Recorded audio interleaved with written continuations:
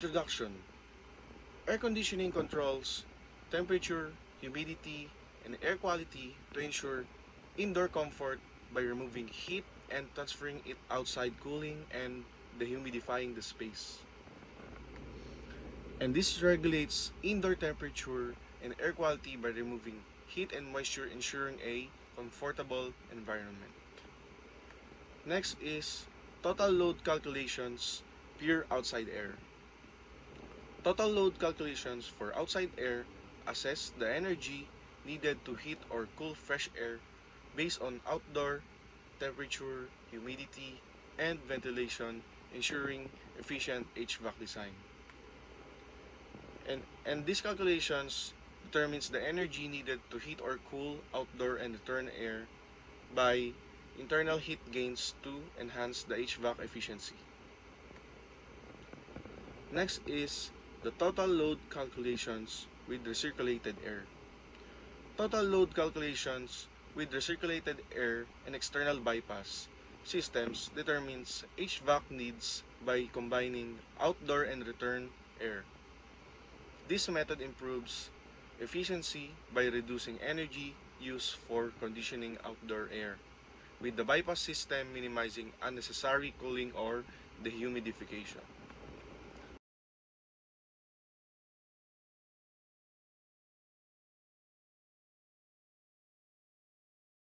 Example problem number 1. In a space, the sensible heat load is 13.5 kilowatts and the latent heat load is 3.4 kilowatts. Outside air is at 32 degrees Celsius and 50% relative humidity. The space is to be maintained at 25 degrees Celsius dry bulb. All outside air is supplied with reheater to satisfy the space conditions. The conditioned air leaves the supply fan at 17 degrees Celsius. Determine the letter A, refrigeration load, B, capacity of supply fan, and C, heat supplied in the reheater. So, yung una natin gagawin, meron tayong illustration dito.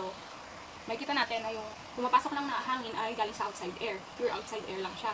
Then, isusupply siya sa reheater. Then, lalabas siya sa fan.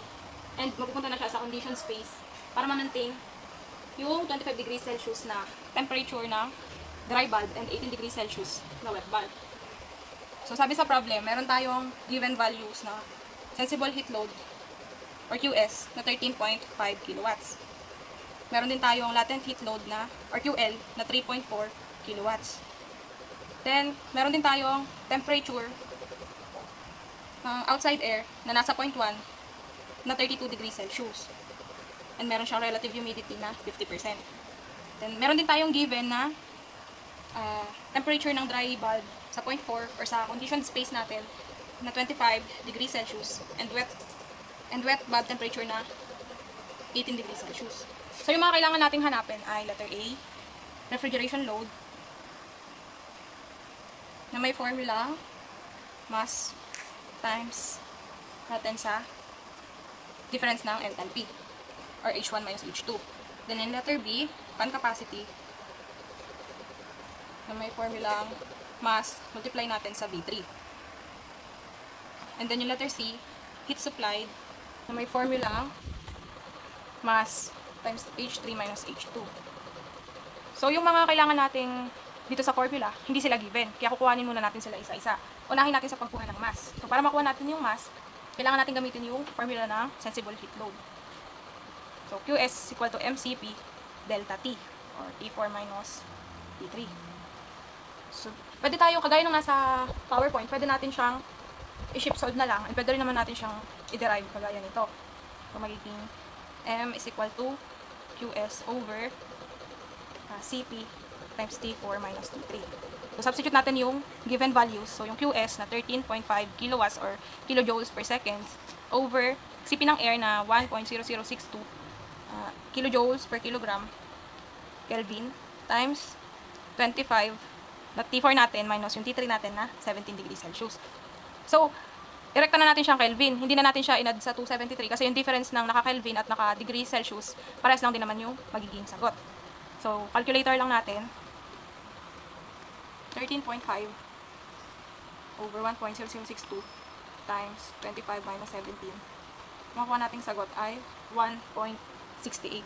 1.68 lang natin siya. So, yung cancel natin yung ibang unit. Ang matitira na lang ay kilogram per seconds. So, meron na tayong mass. Next natin kukuhanin ay yung kailangan nating values para makuha yung enthalpies natin, pati yung volume. So, start tayo sa point 4. Sa point 4, ang given natin, point 4 at TDB4 or temperature ng dry bulb natin sa point 4 na 25 degrees Celsius and temperature ng wet bulb natin sa point 4 na 18 degrees Celsius. So, gagamit tayo ng psychrometric chart para makuha yung humidity ratio or W4 natin. Kailangan natin kunin ay yung humidity ratio or yung W3 natin. Ay W4. So, ito siya. Since ito yung point, diretso lang natin siya dito. Ang makukuha natin ay itong 10. So, i-convert pa natin siya into kilogram per kilogram. Kaya ang makukuha natin ay, move lang natin yung decimal places. So, 10, 1, 2, 3. So, 0.10 kilogram per kilogram. Then, ang next natin kukuhanin ay sa point 3 naman tayo. So, ang kailangan natin sa point 3 ay yung W3. So, para makuha natin yung W3, gamitin natin yung formula ng latent heat load or QL is equal to M or mass times 2,500 multiply by W4 minus W3. So, since pwede namang tayo mag-ship solve, i-ship solve na lang natin siya. At i-substitute muna natin yung values, yung given values. So, yung QL natin ay 3.4 kilojoules per second. Then, yung mass natin na nakuha kanina ay 1.68 kilogram per second. Multiply natin sa 2,500 times yung W4 na nakuha natin kanina ay 0.010 kilogram per minus yung W3 na hinahanap natin. So, i-calculate lang natin siya. 3.4 is equal to 1.68 times 2,500 times 0.010 minus kung sa hinahanap natin W3 or gagawin natin siyang X sa calculator. Then, ship solve lang. Makakuha nating sagot ay ito, naka-raise to negative 3 siya. Naka-10 raise to negative 3. So, ano na lang natin siya, i-decimal na lang natin na 0.00992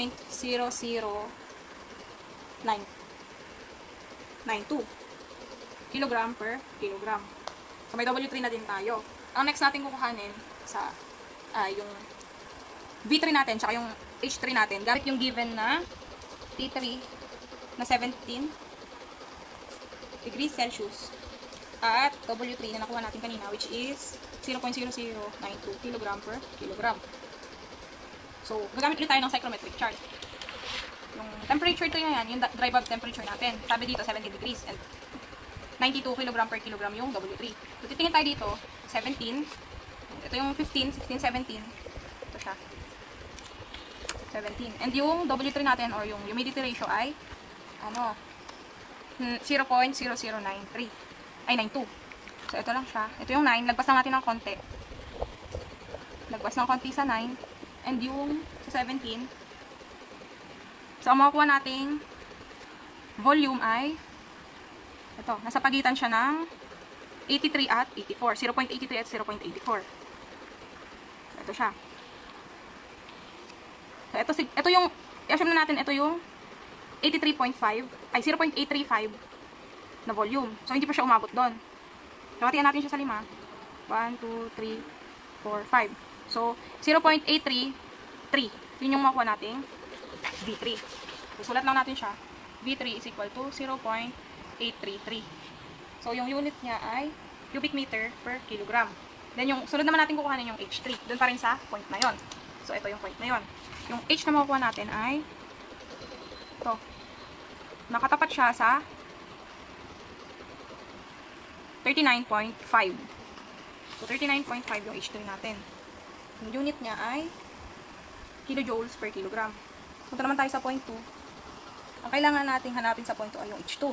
So, ang sabi, yung given ay yung W2 ay equal din daw siya sa W3, which is yung nakuha nga natin na pa kanina. Tapos, meron din daw siyang relative humidity na, sabi, saturated. Kaya, ibig sabihin, 100% yung relative humidity natin. So, kailangan nating makuha ay H2. Tingin ulit tayo sa psychrometric chart. So, kailangan nating kuhanin yung H2. So, 100% relative humidity. So, etong dito tayo titingin sa pinakadulo since 100 nga siya. Then, yung W3 ay lagpas ng 9. I-plot lang natin siya. So, ito. yung nasa dulo. Ito yung point na na-plot natin. Then, yung enthalpy makukuha natin ay ito. 32, 34, 35 kilojoules per kilogram. Sulat lang natin siya, 35 kilojoules per kilogram. Then, punta na tayo sa point 1 natin. Yung hahanapin natin sa point 1, so since given yung T1 natin at yung RH na 50%, so hanapin natin yung H1. Ang given natin na T1 ay 32 degrees Celsius. So, ito, 32 degrees Celsius to. So, gamit ulit tayo ng psychrometric chart. So, sa T1 natin, tingin tayo dito, 32 degrees Celsius. So, 1, 2. 32 degrees Celsius. And 50% na relative humidity. So, yung relative humidity ay itong lines na pataas. So, 20, 30, 40, and 50. So, ito siya.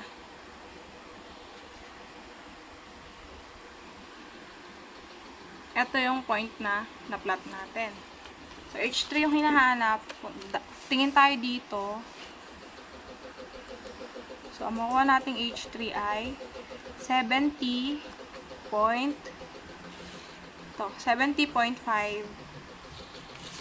kilojoules per kilogram.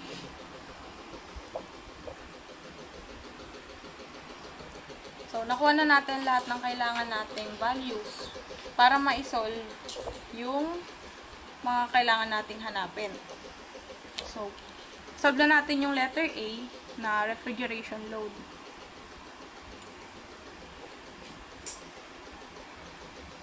Yung formula niya ay mass times H1 minus H2. So, yung nakuha nating mass kanina ay 1.68 kilogram per second. Multiply natin siya sa H1 na 70.5 kilojoules per kilogram minus sa H2 natin na 35 kilojoules per kilogram. So, cancel natin yung unit na to. Ang matitira na lang ay kilojoules per kilogram. Kilojoules per seconds. So, calculate natin siya. 1.68 times 70.5 minus 35. Makuha natin sagot ay 59.64. Yung natirang unit ay kilojoule per seconds or kilowatts. So, yun na yung value ng refrigeration load natin. Then, letter B. Yung pangalawang hinahanap natin ay yung fan capacity. Yung formula niya ay mass times V3 o yung volume 3 natin. So, yung nakuha nating mass kanina ay 1.68 kg per seconds. Multiply natin sa V3. Yung V3 na nakuha natin kanina ay 0.833 cubic meter per kilogram. So, cancel natin yung unit na to. Matitira na lang ay cubic meter per second.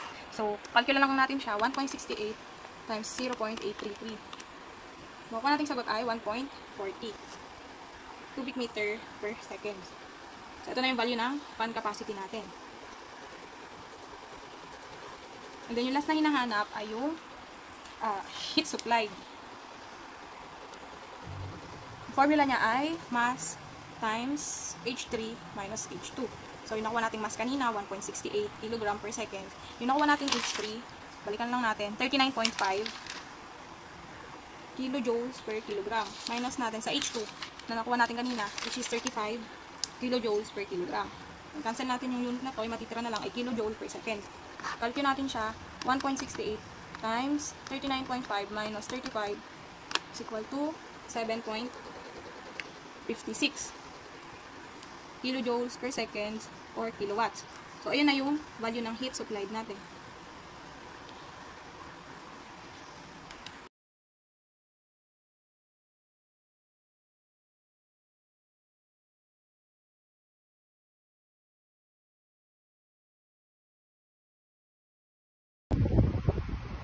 Go. Example problem number 2. In a certain space to be air-conditioned, the sensible and latent heat loads are 20.60 kilowatts and 6.78 kilowatts respectively. outside air is at 33 degrees Celsius dry bulb and 24 degrees Celsius wet bulb temperature. The space is to be maintained at 25 degrees Celsius with a relative humidity not exceeding 50%.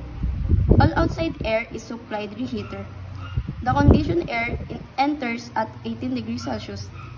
So, determine first the refrigeration load required.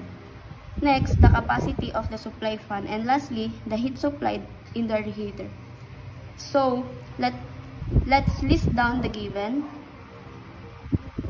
First, we have a sensible heat, which is 20.60 kilowatts.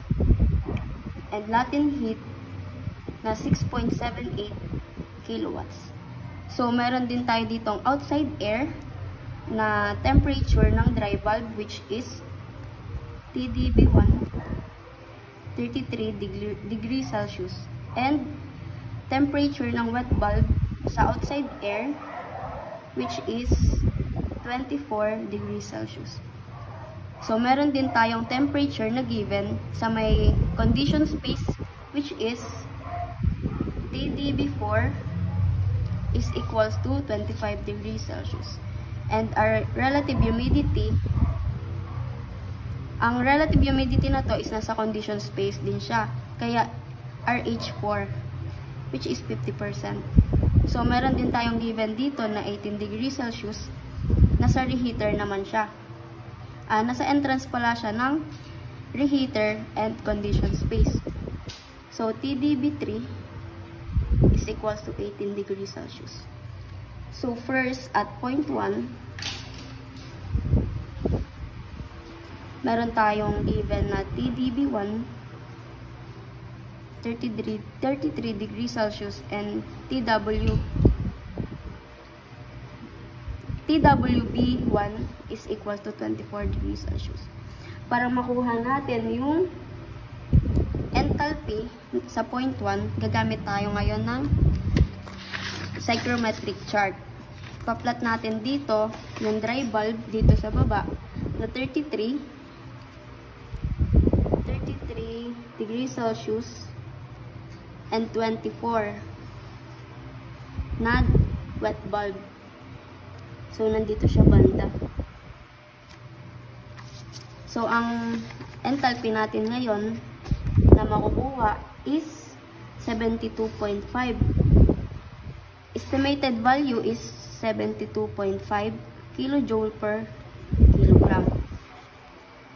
So, let's proceed na agad sa point 4.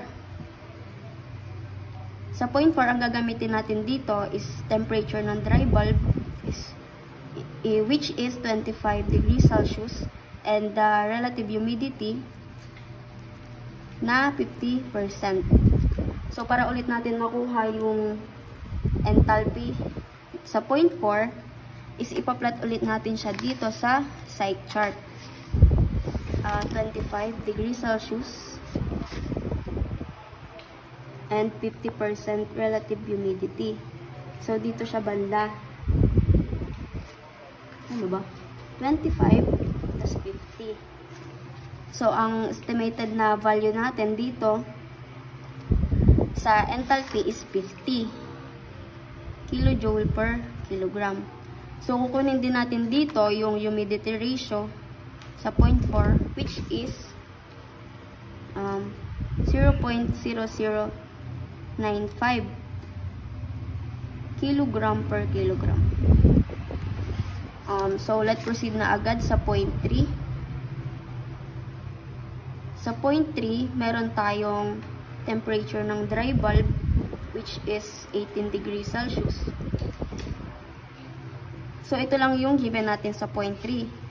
Para makuha natin yung H3, gagamitin natin yung formula na sensible heat plus latent heat is equals to mass flow rate MCP delta T.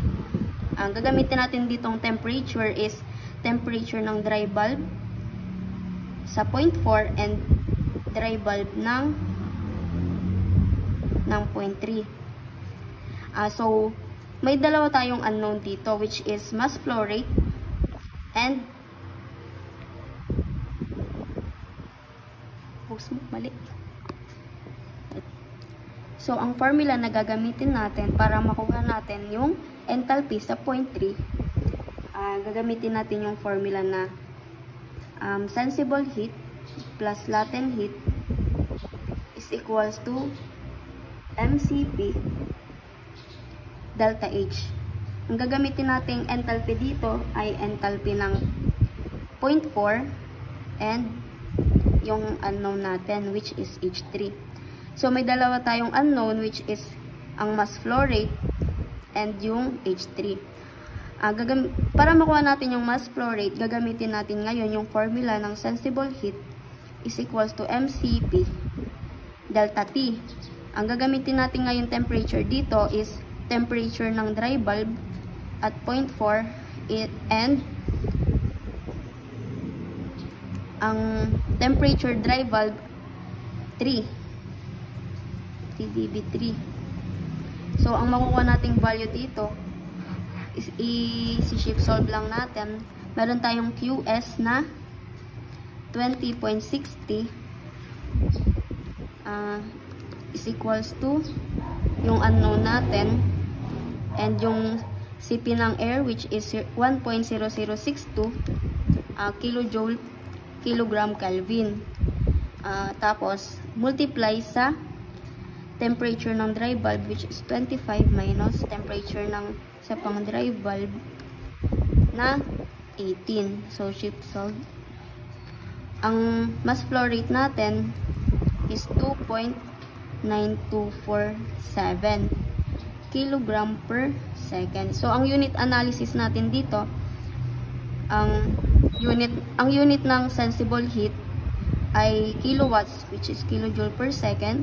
And yung sa CP is kilojoule, kilogram, Kelvin. Tapos dito, meron tayong Kelvin. Makakancel na to. Tapos makakancel na rin yung kilojoule. So, ang matitirang unit is kilogram per seconds. So, isa-substitute na natin yung nakuha nating value ng mass flow rate dito. So, direct substitution lang ulit. So, para makuha natin yung H3, isa-substitute na natin yung nakuha nating mass kanina. So, mag-shift solve na lang ulit tayo. So, sensible heat na 20.60 kilowatts plus latent heat na 6.78 kilowatts is equals to 2.9247 kilogram per second. Then, yung H4 natin, which is 50, and yung unknown na H3. So, ang makukuha nating value dito, 20.60 plus 6.78, 2.9247, 50 minus the unknown. So, meron tayo ngayong enthalpy na 40.6384 kilojoule per kilogram.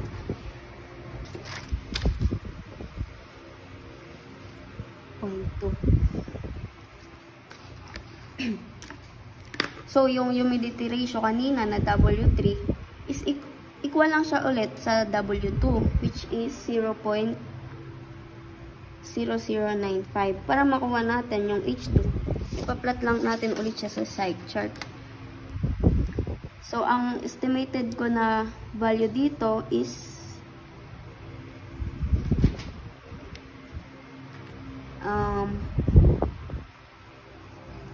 32. Ang H2 natin ngayon is 32 kilojoule per kilogram. So, makukuha na natin ngayon yung mga unknown value kasi nakompleto na natin.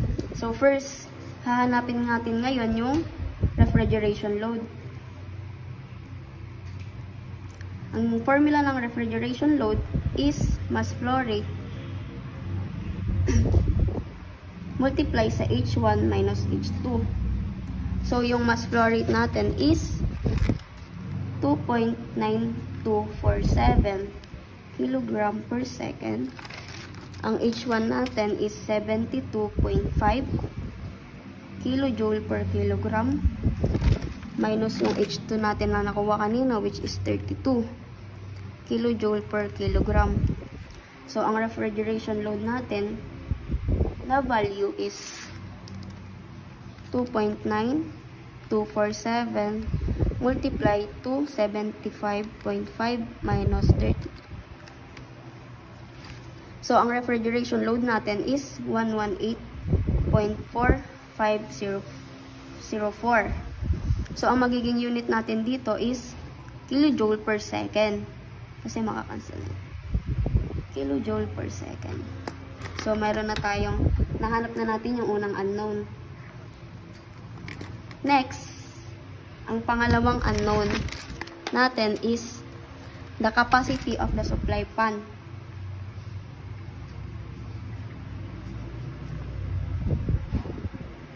Ang formula na gagamitin natin dito is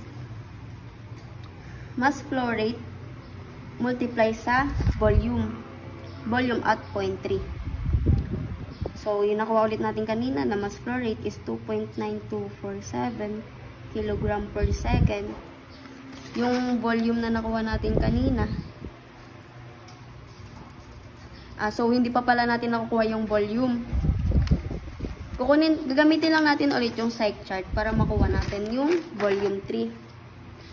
Volume sub 3. So, 18. Sa 18 ng dry bulb. So, ang estimate ko dito is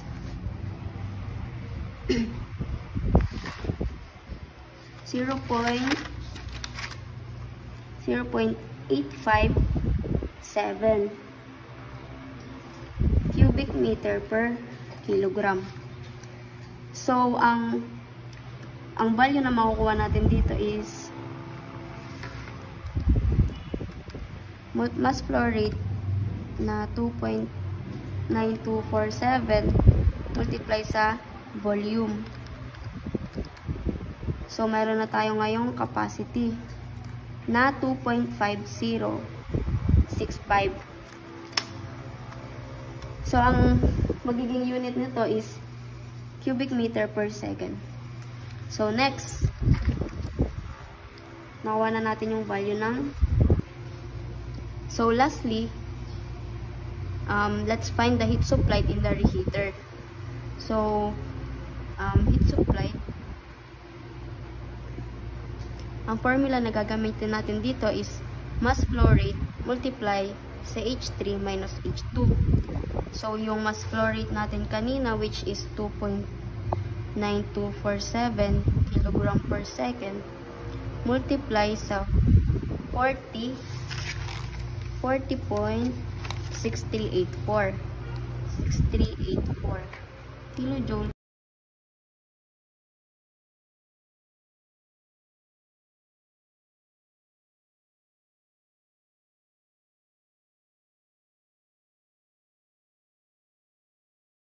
For sample number 5, a conference hall is being cooled where the sensible heat load is 120 kilowatts and the latent heat load is 45.60 kilowatts. The outside air conditions are 36 degrees Celsius dry bulb temperature and 26 degrees Celsius wet bulb temperature. The supply air enters the hall at 20 degrees Celsius and the required inside conditions are 26 degrees Celsius dry bulb temperature and 19 degrees Celsius wet bulb temperature. If 25% of the fan capacity is fresh air, the bypass system is used. Determine the apparatus dew point and the refrigeration load.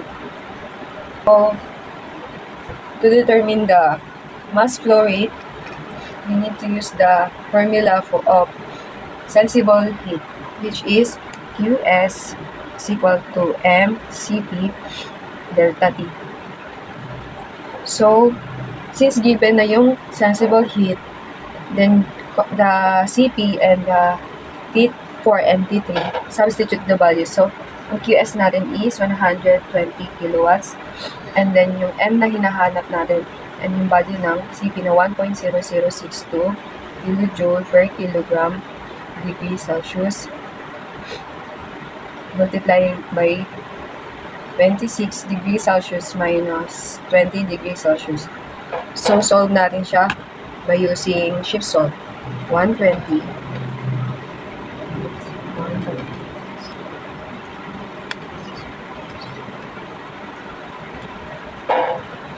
So, yung value na nakuha natin na ang mass flow rate natin is 19.8768. So, M is 19.8768 kilogram per seconds. So, move on tayo sa point 1. Gagamit tayo ng psychrometric chart.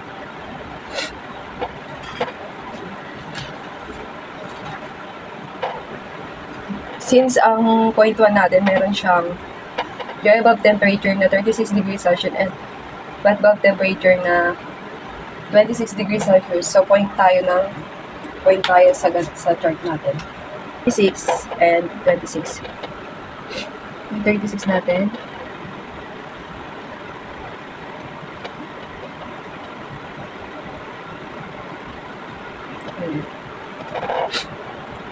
Nakapag-point na tayo. Linya-kanya lang natin.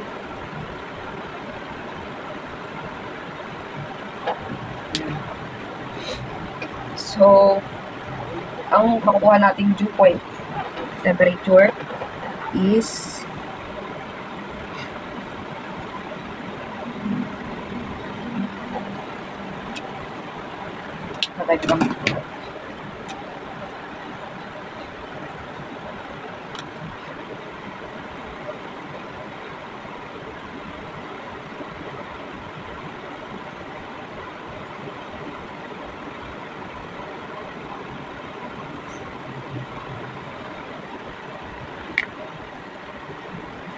So, ang nakuha nating dew point temperature is 24.2. P1, 22, 23, 24, and 0.2. Kayo na rin bahala if anong point.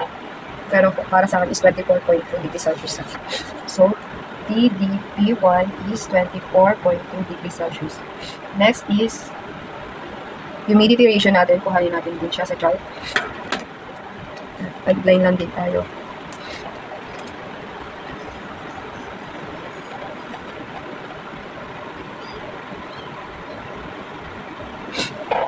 So, ang nakuha natin is 17.2 or 0.0172 kilogram per kilogram. 0.172 kilogram per kilogram. And then, kuhanin natin yung enthalpy natin. Sa point 1, mag-line na rin tayo para mas madali makuha. So, ang nakuha nating enthalpy or each one is 80 kilojoule per kilogram. Next, at point 4 muna tayo. Sa point 4. Since nasa chart na rin naman. Meron tayong given na dry bulb temperature na 26 degrees Celsius and wet bulb temperature na 19 degrees Celsius. So, gagamit ulit tayo ng psychrometric chart. Ito po ulit tayo. 26 and 80.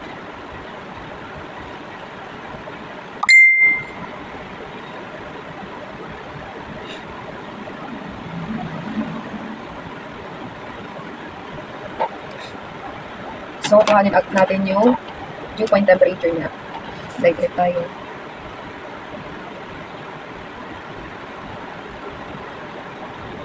And then, i-direct na rin natin para makuha natin yung humidity ratio na sa point 4. So, ang dew point temperature na nakuha natin is 15. Talagay natin 15 siya. Or 15 degrees Celsius and then ang humidity ratio niya is 11 or 0.011. Each 4 natin is 0.011 kilogram per kilogram. And then kuhanin din natin ang enthalpy niya.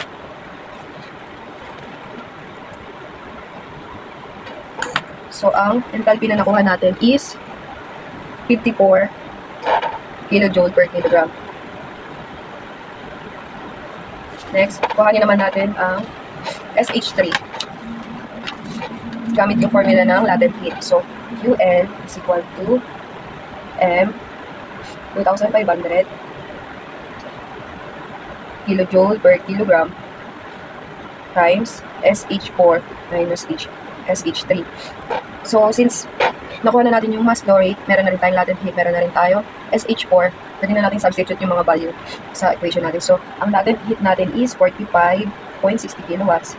And then yung mass flow rate na nakuha natin kanina na 19.8768 kilogram per second. And then yung SH4 na ay 2,500 kilojoule per kilogram. And then yung SH4 na nakuha natin na is 0.011 kilogram per kilogram. And then yung hinahanap na SH3. So, calculate natin by shift solve. 45.60 equal 19.768 minus 2,500 0.011 minus x shift. So ang SH3 natin na nakuha is 0.0101 kilogram per kilogram. Next, solve na natin yung mass flow rate ng outside air. Since sabi sa problem, ang mass ng outside air is 25% ng mass flow rate. So, 0.25 times nakuhang mass kanina, 19.8768 kilogram per seconds. So, solve natin siya. 0.25 times 19.8768. Ang MO natin is 4.9692 kilogram per second. Next, at point 3 na tayo. Gagamitin natin yung nakuha nating SH3. Ayan, try natin use SH3. And yung variable temperature natin na 20 degrees Celsius. Para makuha natin yung dew point temperature tsaka yung enthalpy.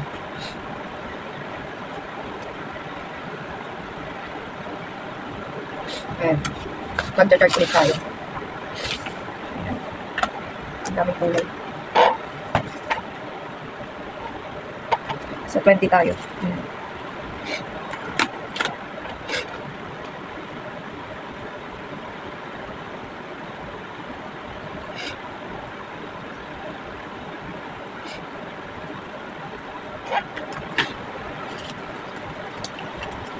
Mag-line muna tayo para sure. Ang SH3 natin is 10.010. So, parang 10.1 siya. And then, yung variable temperature natin na 20. So, makukuha na natin yung dew point temperature niya. Nag-line na rin ako para sa dew point temperature natin. And then, nakuha ko is 13 degrees Celsius. Susulat natin siya. And then, magla-line ako for enthalpy. So, ang nakuha natin is 47 kilojoule per kilogram. Yan. Next, kuhanin natin yung mass flow rate ng bypass air. So, My is equal to M times quantity of TD3 minus TD3 over TD4 minus TD4. Okay. Then, substitute natin yung value. Yan. 19.8768 kilogram per seconds multiply by TD3 20 degrees Celsius minus 13 degrees Celsius over TD4 natin is 26 degrees Celsius and then ang TD4 natin is 50 degrees Celsius. And calculate natin siya. So 19.8768 times 20 minus 13 over 26 minus 50. So, ang mass flow rate ng bypass air natin is 12.6489 kilogram per second. So, makakancel naman yung mga unit in degrees Celsius. At ang matitira is kilogram per seconds. Next, kunin naman natin yung mass flow rate ng condition air. MC is equal to M minus My. So, substitute ulit natin yung mga values since mga nakuha na natin. Ang M natin is 19.8768 kilogram per seconds. Then, minus natin yung My na nakuha natin kanina. Yung 12.6489 kilogram per second. So, i-break natin siya. 19.8768 minus 12.6489. So, ang nakuha natin mass flow rate ng conditioned air is 7.2279 kg per seconds. Next, hanapin naman natin yung H2 by using the formula of MC 8 times H2 plus My H4 is equal to MH3. So, derive natin yung formula. Magiging H2 is equal to MH3 minus My H4 over MC. Na-substitute natin yung mga value. Yung M natin is 19.8768 kg per seconds times H3 natin 47 kJ per kilogram minus My na 12.6489 kg per seconds times H4 natin na 54 kJ per kilogram over MC natin na 7.2279 kg per seconds. Cancel natin yung mga value. Ito mga cancel na yung mga kilogram per second. So, ang H2 natin, calculate natin siya. 19.8768 times 47 minus 12.6489 times 54 over 7.2279. Nakuha natin H2 is 34.7499 kJ per kilogram. Yan. Next, kuhanin naman natin yung mass flow rate ng recirculated air na ang formula is MR is equal to MC minus MO. Substitute the value. MC natin is 7.2279 kg per seconds. Then, ang MO natin is 4.9692 kg per seconds. So, MR, yung calculate natin, 7.2279 minus 4.9692. Ang MR natin is 2.2587 kg per second. Then, kuhanin naman natin yung H5 natin. Ang formula ng H5 natin is MO times H1 plus MR H4 over MC. Substitute ulit natin yung mga value. MO natin is 4.9692 kg per seconds times H1 natin na 80 kJ per kilogram plus MR natin na 2.2587 kg per seconds times H4 na 54 kJ per kilogram over MC natin na 7.2279 kg per seconds. Cancel. So, calculate natin siya. Yung H5 natin, 4.9692 times 80 plus 2.2587 times 54 over 7.2279 equal. So, ang H5 natin is 71.8751 kJ per kilogram. So, pwede na natin hanapin yung mga hinahanap na value.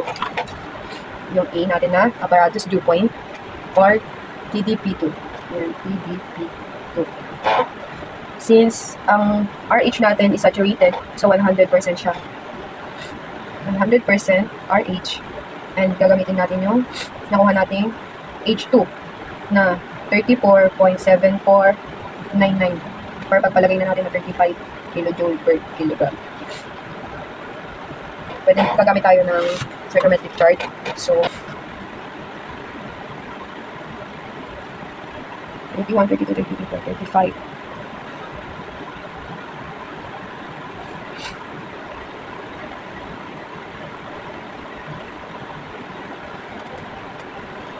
So, 10. So, ang nakuha natin, dew point temperature is 10.8 degrees Celsius. 10.8 degrees Celsius. Ayan, 10.8 degrees Celsius. And the next, kaya natin refrigeration load. Refrigeration load. So, ang formula for refrigeration load is Q is equal to MC multiplied by quantity of H5 minus H2. So, ang MC natin is 7.2279 kg per seconds times H5 natin na 71.8751 kJ per kilogram minus H2 natin na 34.7499 kJ per kilogram. So, ayan. Cancel muna natin yung mga. Calculate natin. para makuha natin yung refrigeration load. So, 7.2279 times 71.8751 minus 34.7499. So, ang nakuha nating refrigeration load is 268.3372 kilowatts. Ayan. Box natin yung mga final answer.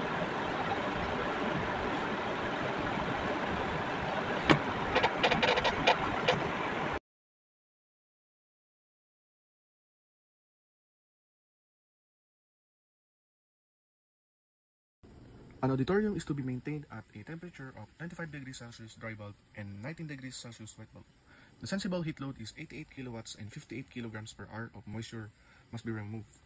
Air is supplied to the auditorium at 18 degrees Celsius. Determine the mass flow rate of supply air, the relative humidity, dew point, and wet bulb temperatures of the supply air, latent heat load, and sensible heat ratio. First, we're going to write its given. TD is equals to 25 degrees Celsius. Temperature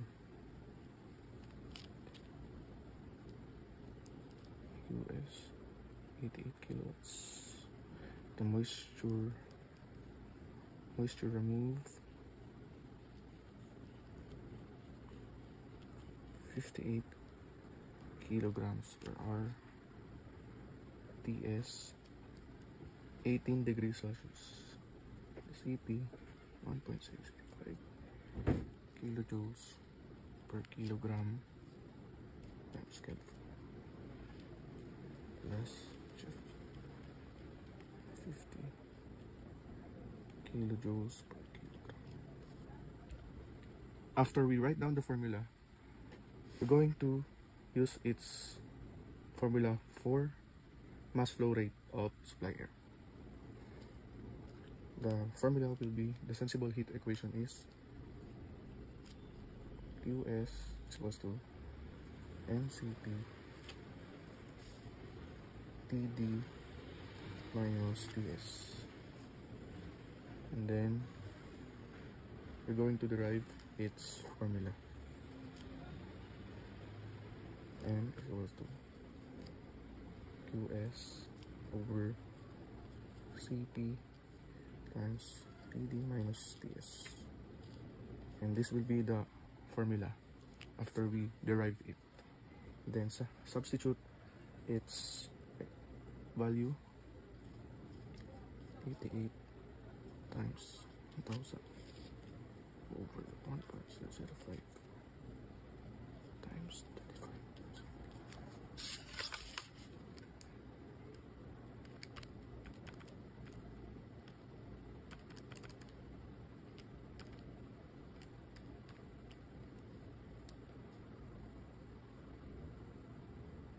The answer will be 12,507.1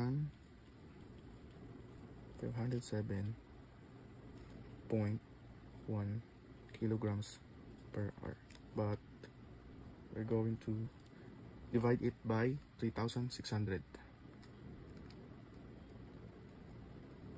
and the answer will be 3.37. So it can be kilograms per seconds. Next, we're going to find these properties: the relative humidity, dew point, and wet bulb temperature of supply air. To find its values, we need the psychrometric chart, and the wet bulb temperature is approximately 14 degrees Celsius, and the dew point temperature is approximately 12 degrees Celsius, and the relative humidity, it can be 65 to 70% for relative humidity, and you need to use psychrometric chart to find its values. Then next, for latent heat load, we need to use the formula of QL is equals to MW times FG. And to find its value for MW, we need to divide it by 3,600, and the answer will be 0.0161 kilograms per second. We write down the value, the given value, and then we need to multiply it. QL equals to 58 times 2,450, and the answer will be 142,000 kilojoules per hour. Then we divide it again by 3,600. The answer will be 39.27 kilowatts.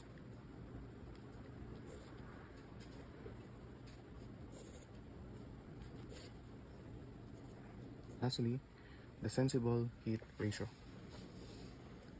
The formula for sensible heat ratio is SHR is equals to US over QS plus QL. Then substitute its value again, 88 over 88 plus 39.47, the value that we got here, and the answer will be 0.69. And this is the value for sensible heat ratio. And that's all. Thank you.